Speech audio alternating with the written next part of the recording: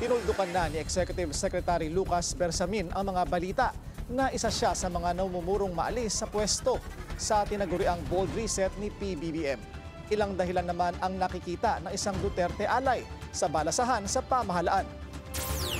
The President declined the courtesy resignation that I tendered. Buo pa rin daw ang tiwala at suporta ng Pangulo kay Executive Secretary Lucas Bersamin. Sa harap yan ng mga balitang isa si Bersamin sa tatanggalin sa pwesto sa tinaguriang bold reset ng Pangulo matapos ang lackluster performance ng mga pambato ni PBBM sa midterm elections. There was a lot of misinformation yesterday about this reorganization being triggered in order to target me or to remove me from office.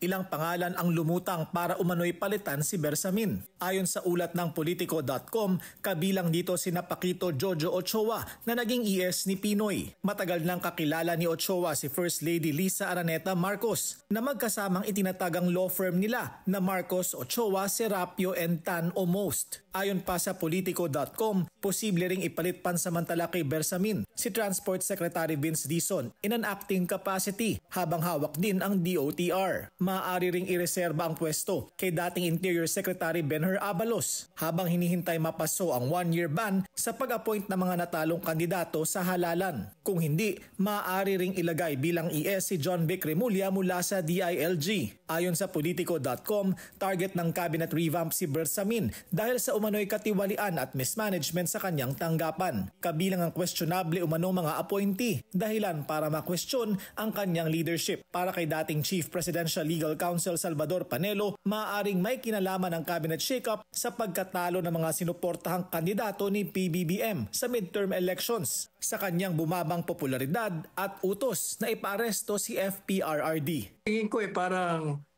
he's asserting himself. Kasi kung maniniwala tayo sa mga spekulasyon noon, na karamihan sa mga cabinet members, yan ay hindi nilagay dyan ng siya ang pumili.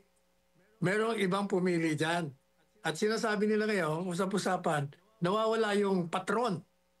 Hindi natin malaman kung totoo yun. Basta nawawala ang patron, pagkakataon na. Habang wala yung patron nila, itatanggalin ko na yan bago makabalik. So isang bagay yan, he's asserting himself as president. At maganda naman yan kasi meron pa siyang 3 taon eh. But kahit nabalasahin mo yan, Willard, pag hindi mo ibalik si Presidente Duterte rito, maniwala ka, ganun pa rin ang mangyayari sa kanyang administrasyon. Ayon kay Panelo, malalaman ang tunay na dahilan sa likod ng cabinet revamp sa mga pangalang tatanggalin, ipapasok at mananatili sa gabinete. Kasi pag tinanggal mo yung mga the perceived cabinet members per admission of the DILG Secretary, di ba? Na sino ba sila? 5 yata sila doon, kasama pa si Presidente Marcos Jr. doon. Pag yun tinanggal, alam na natin. Pag CES ang tinanggal, alam din na natin, budget yun. O yan ang mga ano yan. Pag tinanggal si Secretary Francis, Agriculture, alam na rin natin yun. O titingnan natin ang galaw. Ayon pa sa Politico.com, bukod kay Bersamin, posibleng malaglag din sa cabinet revamp sina Special Assistant to the President Anton Lagdameo, Agriculture Secretary Francis Tiu Laurel, Health Secretary Teodoro Herbosa at Labor Secretary Bienvenido Laguesma.